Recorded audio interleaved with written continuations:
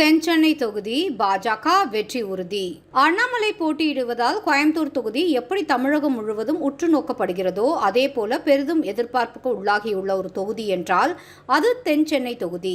பாஜகவின் இன்றைய மிகப்பெரிய எழுச்சிக்கு வலுவான அடித்தளம் அமைத்த முன்னாள் பாஜக தலைவர் தமிழிசை சவுந்தரராஜன் அவர்கள் தன்னுடைய அதிகாரமிக்க ஆளுநர் பதவியை துறந்துவிட்டு மக்களுக்காக களத்தில் இறங்கி அடிக்க முடிவெடுத்து மீண்டும் வாக்கு கேட்டு வந்திருக்காரு.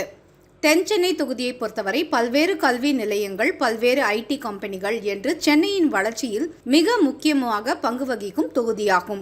இங்குள்ள 6 சட்டமன்ற தொகுதிகளில் ஒரு தொகுதி காங்கிரசிடமும் மீதமுள்ள 5 தொகுதிகள் திமுக வசமும் இருக்கு.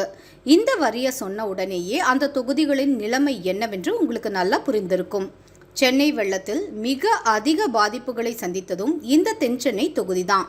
வேளச்சேரி தொகுதி காங்கிரஸ் எம்எல்ஏவை மக்கள் முற்றுகையிட்ட போது எங்களால் இதுக்கு மேலெல்லாம் செய்ய முடியாது என்று கூறியதும் நம்ம அனைவருக்கும் நல்ல ஞாபகம் இருக்கும். அந்த வேளச்சேரி தொகுதியும் இதே தென்சென்னை தொகுதிக்கு உட்பட்டதுதான். இந்த விடியாத திமுக ஆட்சியை சென்னை வெள்ளத்தின் போது மக்கள் கழுவி ஊற்றிய வீடியோக்கள் பெரும்பாலும் தென்சென்னை தொகுதியில் எடுக்கப்பட்டதுதான். ஆக இந்த தொகுதியில் தற்போதைய எம்பியாக இருக்கும் திமுகவின் தமிழச்சி தங்கபாண்டியனுக்கு எதிராக எப்படியாகப்பட்ட அலை வீசுகிறது என்பதை நாம் சொல்லி புரிய தேவையில்லை. சரி, திமுகவிற்கு எதிர்ப்பு அல்ல. அப்போ திமுகவுக்கு மாற்றாக அதிமுகவுக்கு மக்கள் வாக்கு கொடுப்பாங்களா? கொடுமை என்று கோயிலுக்கு போனால் அங்கே ஒரு கொடுமை டான்ஸ் ஆடிக்கிட்டு இருக்குன்னு சொல்லுவாங்க. திமுகவுக்கு மாற்றாக அதிமுகவுக்கு வாக்களித்ததால் அதுதான் சென்னை மக்களின் நிலையாக மாறி போயிருக்கும். காரணம், இப்போதைய எம்பி தமிழச்சி தங்கபாண்டியன் தேர்ந்தெடுக்கப்பட்டது அதிமுக மீது இருந்த அதிருப்தி காரணமாகத்தான்.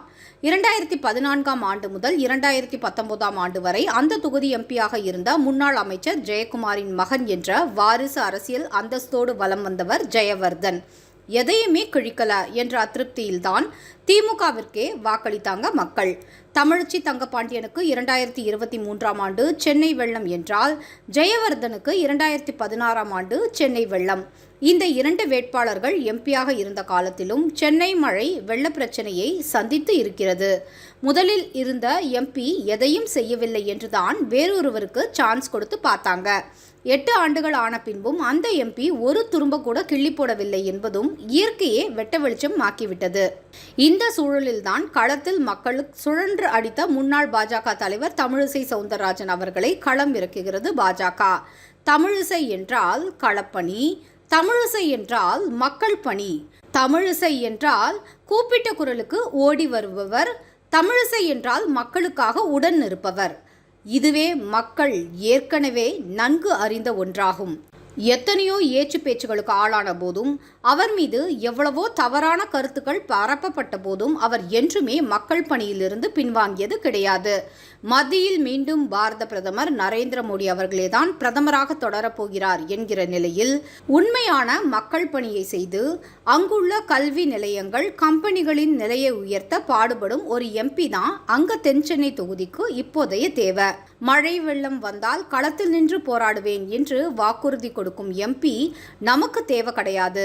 பாரத பிரதமர் நரேந்திர மோடியின் துணையோடு எவ்வளவு பெரிய மழை வந்தாலும் பாதிப்பு ஏற்படாத வண்ணம் உட்கட்டமைப்பை பலப்படுத்துவோம் என்று வாக்குறுதி கொடுக்கும் எம்பி தான் நமக்கு தேவை. தென் சென்னைக்கு தமிழிசை சவுந்தரராஜன் அவர்கள்தான் ஒரே தேவை. ஏப்ரல் 19ஆம் தேதி நடக்கும் நாடாளுமன்ற தேர்தலில் மக்களுக்காக உழைக்கும் தமிழிசை சவுந்தரராஜன் அவர்களை தேர்ந்தெடுப்போம். மீண்டும் மோடி, வேண்டும் மோடி.